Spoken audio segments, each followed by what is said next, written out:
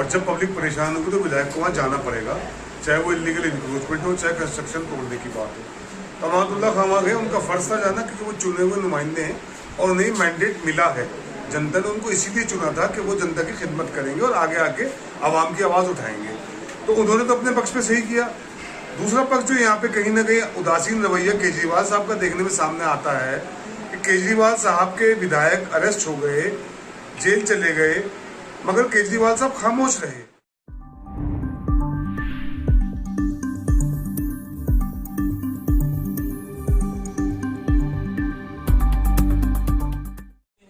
Sir, आपका हमारे channel में स्वागत है। आपका शुभ नाम क्या है? मैं दानिश अलीम हूँ, मैं कांग्रेस में ब्लॉक अध्यक्ष हूँ, ऑब्जर्वर भी हूँ, minority Congress general secretary Delhi state.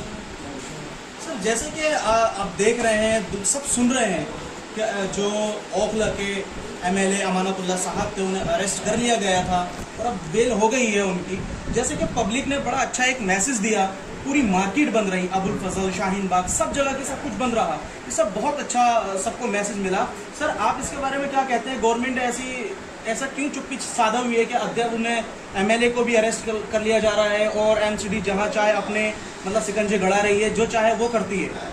देखिए, जो विधायक होता है वो पब्लिक का नुमाइंदा होता है और जब पब्लिक परेशान होगी तो विधायक को वहाँ जाना पड़ेगा, चाहे वो इलीगल इंक्रोचमेंट हो, चाहे कंस्ट्रक्शन तोड़ने की बात हो। अमानुल्लाह खान वहाँ गए, उनका फर्ज था जाना, क्योंकि वो चुने हुए नुमाइंदे हैं और उन्हें मैंडेट मिला है। जनता ने उनको इसीलिए चुना था कि वो जनता की खिदमत करेंगे और आगे आके आवाम की आवाज़ उठाएंगे। तो उन्होंने तो अपने पक्ष पे सही किया। दूसरा पक्ष जो यहाँ पे कहीं ना कहीं उदासीन रवैया केजरीवाल साहब का देखने में सामने आता है कि केजरीवाल साहब के विधायक अरेस्ट हो गए, जेल चले गए, मगर केजरीवाल साहब खामोश रहे। देखिए, केजरीवाल साहब की खामोशी, चाहे दिल्ली दंगे हों, चाहे एनआरसी सीए हो, ये खामोशी बड़ी भारी पड़ेगी उनको। वो कहीं ना कहीं केजरीवाल साहब ने अब ये खुला ऐलान कर दिया अपनी खामोशी के थ्रू कि मुस्लिम वोटों से उनका कोई लेना देना नहीं है। मुस्लिम विधायक खुद जीत के आए, परेशानियां झेलें, जैसे ताहिर हुसैन को जेल में डाल दिया काउंसलर को, और वो किसी के पक्ष में ना बोलेंगे, क्योंकि उनको अपने बहुसंख्यकवादी विचारधारा के साथ वो काम कर रहे हैं, जिसे हम कहते हैं भाजपा की बी टीम। तो वो कहीं ना कहीं भाजपा की बी टीम होने का पूरा दायित्व अदा कर रहे हैं। मुस्लिम 6-7 विधायकों से कोई फर्क नहीं पड़ता। और मुझे उसके बरक्स बड़ा अफसोस से देखने में सामने आया कि आम आदमी पार्टी के जो पदाधिकारी मुसलमान हैं, कम से कम उन्हें बोलना चाहिए था। देखिए, कल से अब तक अगर आप इनके ट्विटर हैंडल चेक करें, केजरीवाल साहब, आतिशी जी, संजय, इनमें से किसी, दिलीप पाठक, किसी ने कोई ट्वीट नहीं किया अमानतुल्लाह खान साहब को लेके उनके अरेस्ट को गलत बताते हुए। इसके बरक्स कांग्रेस के सीनियर लीडर दिग्विजय सिंह साहब, जो हमारे चीफ मिनिस्टर भी रहे मध्य प्रदेश के, उन्होंने अमानतुल्लाह खान के फेवर में ट्वीट किया और उन्होंने कहा कि ये आदमी अपने लोगों की लड़ाई लड़ रहा था, भले किसी पार्टी का हो, तो इसकी पार्टी को उसके साथ खड़ा होना चाहिए था। तो देखिए, इवन मैंने भी ट्वीट किया कि भाई अमान भाई अगर लड़ रहे हैं तो अपनी आवाम के लिए लड़ रहे हैं, और उस आवाम का साथ देने के लिए कम से कम जो पदाधिकारी और कांग्रेस और जो प्रत्याशी हैं आम आदमी पार्टी के, जो चुनाव में टिकट मांग रहे हैं, उन्हें कम से कम पार्टी पर दबाव बनाने के लिए कुछ ट्विटर से ट्वीट करते या कम से कम कुछ कहते कि केजरीवाल साहब अपनी टुप्पी छोड़े और आगे आए, बताएं कि ऐसा मुसलमानों के साथ क्यों हो रहा है और मुसलमानों से उनका सौतेला बर्ताव क्यों है। देखिए, एक तेजेंद्र पाल सिंह बग्गा के चक्कर में central government, Haryana government, Delhi government सब एक हो गए और किस किस तरह उसके साथ वो भागा, पकड़ा, 4 स्टेट की पुलिस ने मिलकर उसे बचाया भी, पकड़ा भी, और जबकि वो कोई कार्यकर्ता, एक मामूली कार्यकर्ता है भाजपा का।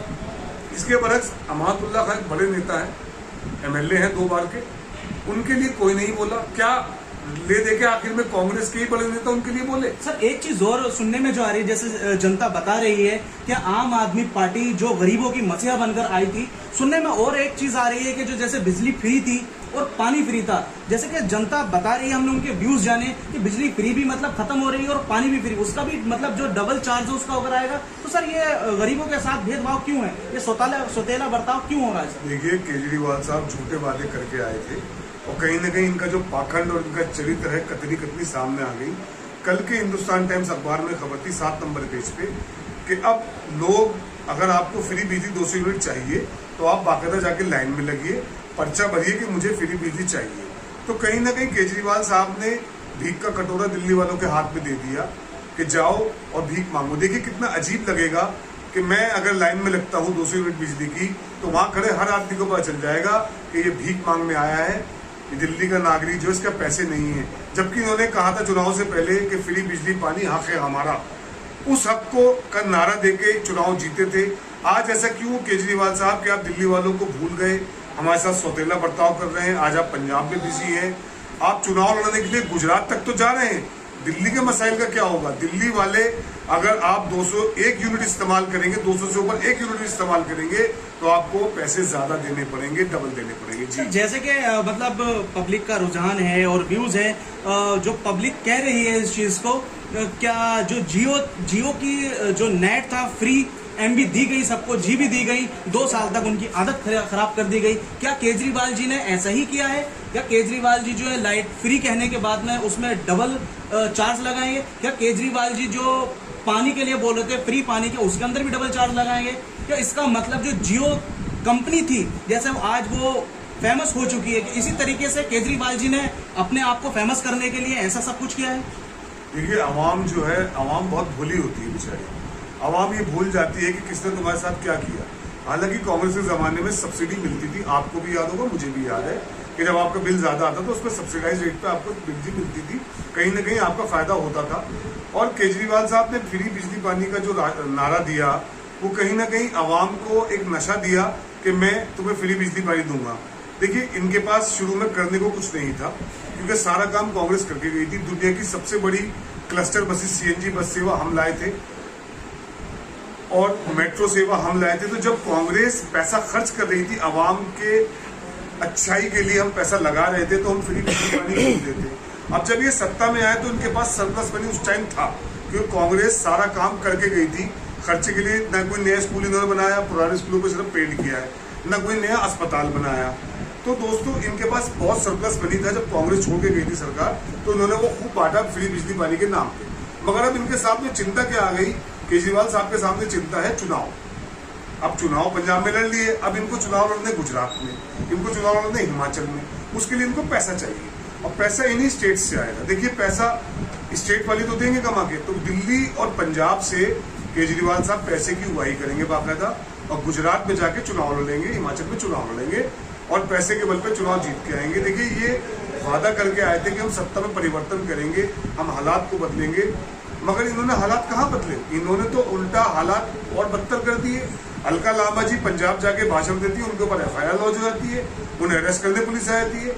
तो बदलाव की राजनीति करने वाले बदले की राजनीति पे आ गए हैं, और सीधी सीधी बदले की राजनीति से अपने राजनीतिक प्रतिद्वंदी के खिलाफ अपनी पुलिस का इस्तेमाल कर रहे हैं, अपने पैसे का इस्तेमाल कर रहे हैं। तो केजरीवाल साहब की जो असलियत थी वो जनता के सामने आ चुकी है। आज आवाम जानती है कि हमें ठगा गया है। दिल्ली का ठग आज इनको लोग कहते हैं, अगर आप ट्विटर पर जाएं तो काफी ट्रेंड चलता है दिल्ली का ठग। तो इन्होंने बेवकूफ बनाया, हमें ठग लिया, और इवन हमें क्या, अपने पार्टी के नेताओं को ठग लिया। आज वो बेचारे जेल में बंद हैं, उनके बारे में बोलते नहीं है, क्योंकि इनको तो सिर्फ अपने बहुसंख्यक वोट्स पे भरोसा है। हिंदूवादी वोट ये चाहते हैं इनको मिलते रहे, मुसलमानों से कोई मतलब नहीं। आज मुसलमान परेशान है, जाए तो किसके पास। हमारे बीच अभी दानिश हलीम जो ओखला ब्लॉक के अध्यक्ष थे और यहाँ पर मौजूद थे, अभी उनसे हमारी बात हुई। इसी के साथ मैं अहमद, ज़ियान न्यूज़ एक्सप्रेस।